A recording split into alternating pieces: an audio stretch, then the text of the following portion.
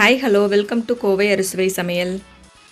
இன்றைக்கி நம்ம வீடியோவில் ரொம்ப சத்தான ராகி கொழுக்கட்டை எப்படி செய்கிறதுன்னு பார்க்க போகிறோம்.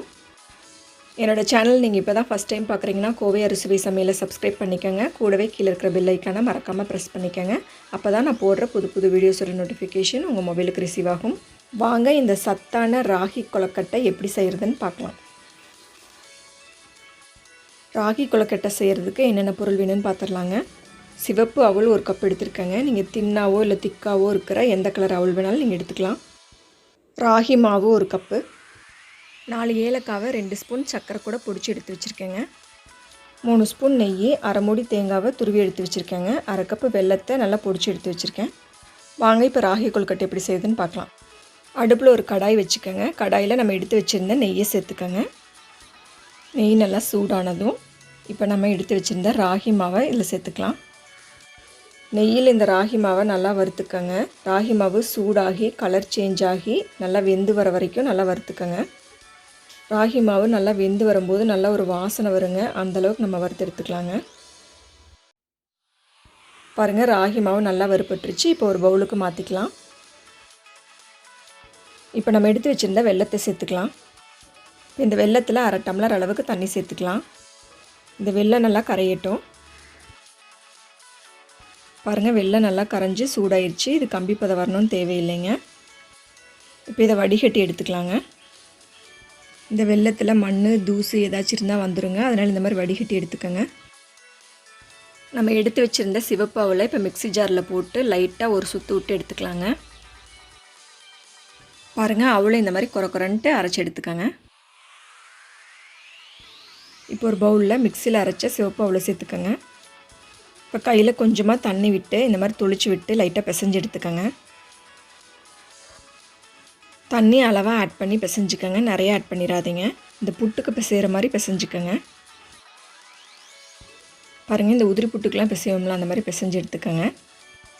ஏலக்காவை சர்க்கரையில் பிடிச்சி வச்சுருந்தாங்க இல்லைங்களா, இப்போ அதை சேர்த்துக்கலாம். இப்போ இது கூட நல்லா மிக்ஸ் பண்ணிக்கோங்க. இப்போ துருவின தேங்காய் சேர்த்துக்கலாம். தேங்காவும் நல்லா மிக்ஸ் பண்ணிக்கோங்க. இப்போ நம்ம நெய்யில் வறுத்து வச்சுருந்தா ராகி மாவு ஆட் பண்ணிக்கலாம். 1/4 டீஸ்பூன் உப்பு சேர்த்துக்கோங்க.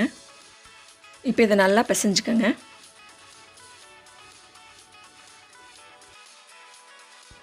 இப்போ நம்ம சூடு பண்ணி வடிகட்டி எடுத்து வச்சுருக்கிற வெல்லத்தை சேர்த்துக்கலாம். வெல்லத்தை கொஞ்சம் கொஞ்சமாக சேர்த்துட்டு நல்லா பிசைஞ்சு விடுங்க. நிறைய சேர்த்திங்கன்னா அப்படியே களியாட்டம் ஆயிரும். அதனால் தேவைன்னா கொஞ்சம் கொஞ்சமாக சேர்த்துக்கோங்க. பாருங்கள், நான் இன்னும் கொஞ்சம் வெல்லம் சேர்த்துக்கிறேன். இப்போ நல்லா கையில் பிசைஞ்சு எடுத்துக்கோங்க. பாருங்கள், இந்த மாதிரி நல்லா பிசைஞ்சு எடுத்துக்கோங்க. ராகி மாவு பிணைஞ்சதுக்கப்புறம் இந்த மாதிரி தொட்டு பார்த்திங்கன்னா பிசுபிசுன்னெலாம் ஒட்டக்கூடாதுங்க. இந்த மாதிரி கையில் கொஞ்சம் ராகி மாவு எடுத்துகிட்டு கொழுக்கட்டை ஷேப்புக்கு நம்ம உருண்டை பிடிச்சிக்கலாங்க. உங்களுக்கு வேறு எந்த ஷேப் பிடிக்குமோ அந்த ஷேப் நீங்கள் பண்ணிக்கலாம். இந்த மாதிரி பேலன்ஸ் இருக்கிற எல்லா ராகி மாவையும் கொழுக்கட்டை ஷேப்புக்கு உருண்டை பிடிச்சி இட்லி பாத்திரத்தில் வச்சிடலாம். இட்லி பாத்திரத்தில் ஒரு சொம்பு தண்ணி எடுத்துக்கோங்க. தண்ணி நல்லா கொதிச்சதுக்கப்புறமா இந்த இட்லி தட்டை மேலே வச்சுருங்க. இப்போ இது மூடி போட்டு மூடி ஒரு 20 மினிட்ஸ் வேக வச்சு எடுத்துக்கலாங்க. 20 மினிட்ஸ் ஆச்சு. இப்போ மூடி ஓப்பன் பண்ணி பார்க்கலாங்க. பாருங்கள், ராகி கொழுக்கட்டை சூப்பராக வெந்துருச்சுங்க. பாருங்கள், சுட சுட ராகி கொழுக்கட்டை சூப்பராக ரெடி ஆயிடுச்சுங்க. பாருங்கள், பார்க்குறக்கே எடுத்து சாப்பிட்ணும் போல் சூப்பராக இருக்குது. வெல்லம் அளவாக சேர்த்துருக்கறனால அளவான ஸ்வீட்டில் இருக்குங்க. நீங்கள் இன்னும் வெல்லம் அதிகமாக வேணும்னா சேர்த்துக்கோங்க.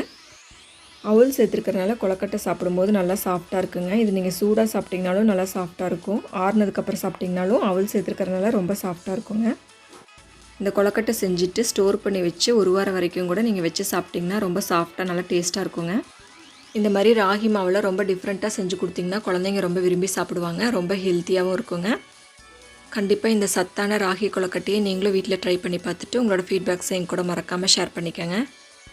இந்த வீடியோ பிடிச்சிருந்ததுன்னா லைக் பண்ணுங்கள், சப்ஸ்கிரைப் பண்ணுங்கள், உங்கள் ஃப்ரெண்ட்ஸ் அண்ட் ஃபேமிலிக்கு ஷேர் பண்ணுங்கள். சமைப்போம், சுவைப்போம், உணவையே மருந்தாக்கி ஆரோக்கியத்துடன் வாழ முயற்சிப்போம்.